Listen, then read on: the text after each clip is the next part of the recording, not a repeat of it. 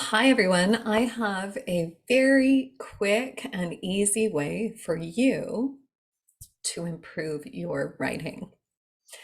Now, there's lots of elements to the craft of writing, but this simple practice will help you up level your game.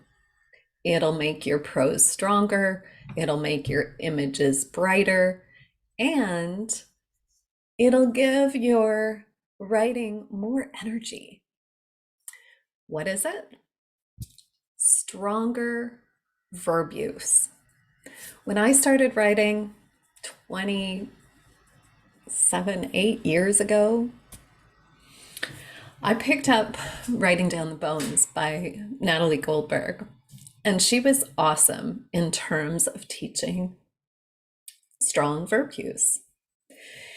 And I practiced and practiced and practiced this, and it really, really paid off.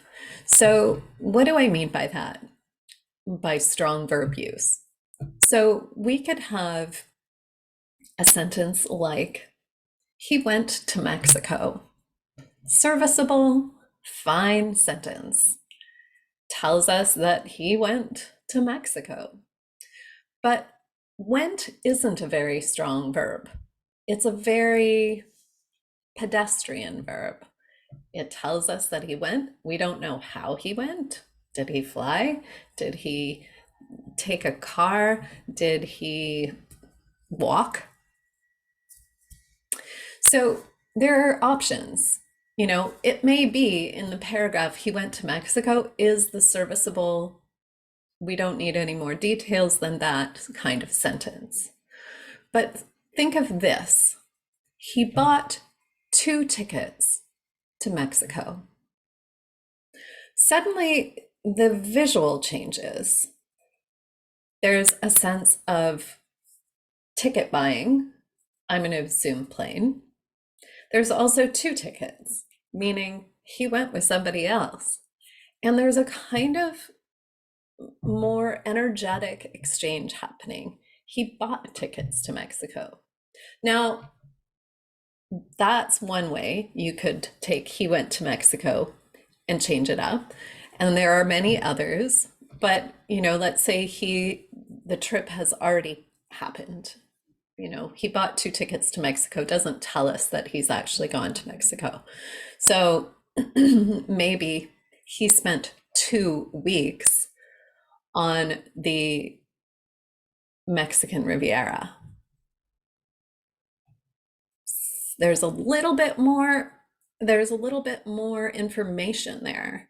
We know how long he was gone. We know he spent 2 weeks on the Mexican Riviera. You can see beaches with the idea of Riviera. And it's just got a little bit of a stronger and more clear visual than he went to Mexico.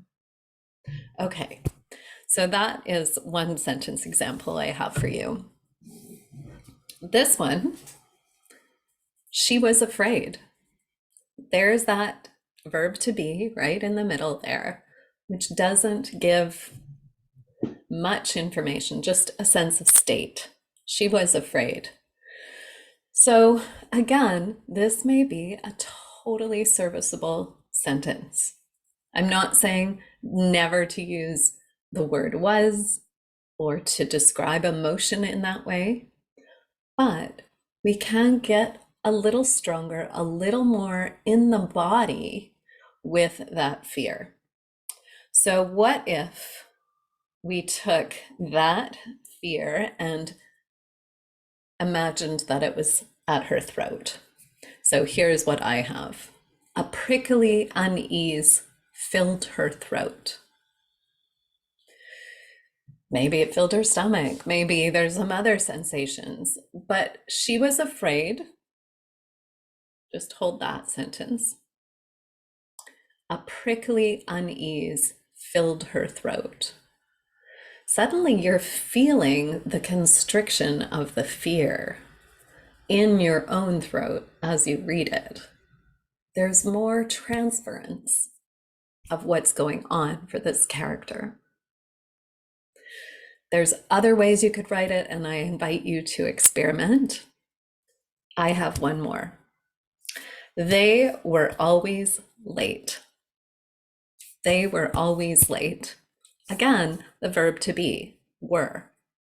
And there's a habitual kind of implication here because they were always late.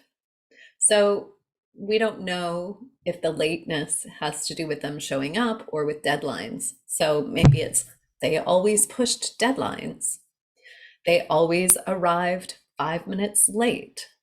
They always showed up 10 minutes after the show began. Maybe I just used the word show twice, so don't do that. But you can see that, pushing yourself outside, and this may not be in the first draft, but especially as you're doing revision, circle those places where the verbs are really pedestrian. Was, went, look, those kind of things, and circle them and go back through those sentences. If you've got a big long novel, don't do this with your whole novel. Take a page. If you've got a short story, you could do it with the whole short story. If you have an essay or memoir, if anything's long form, just take a small sampling and play with circling the sentences and then reaching for stronger verb use and see what happens.